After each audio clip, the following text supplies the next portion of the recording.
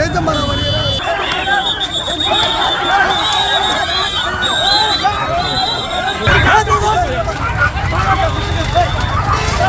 ভাই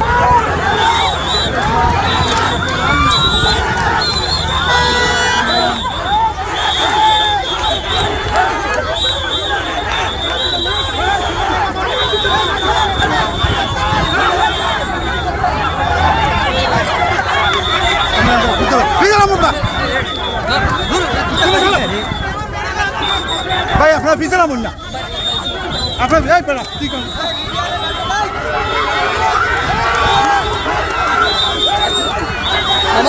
মামা পড়ে দিবা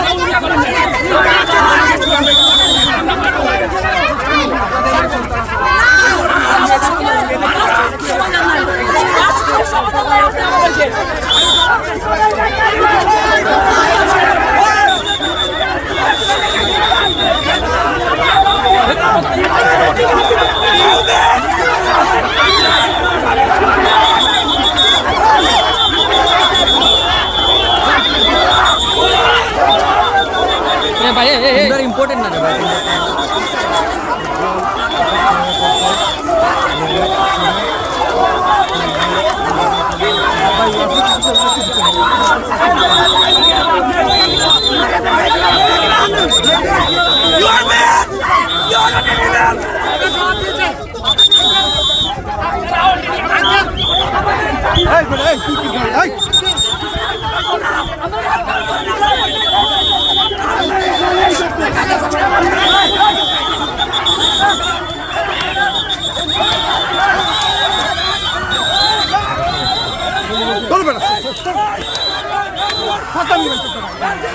মানুষ মারি যাচ্ছে তো চলে গেছে আপনি চলে যান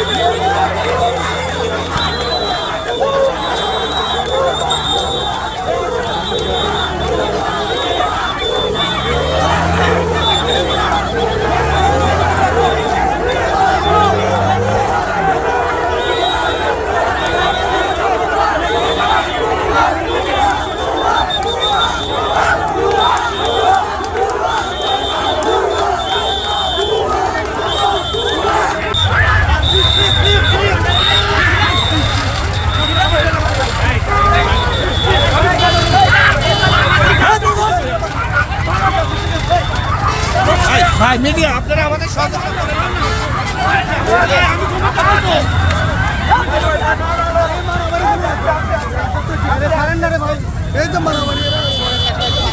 এখনো যথেষ্ট পরিস্থিতি তৈরি হয়েছে একটা ছেলেকে গ্রেফতার করার মতো, কারণ সে তো রাষ্ট্র বিরোধী কাজ করছে আমি বলবো, কারণ রাষ্ট্রের যত রকম কার্যক্রম সে বন্ধ করে দিচ্ছে।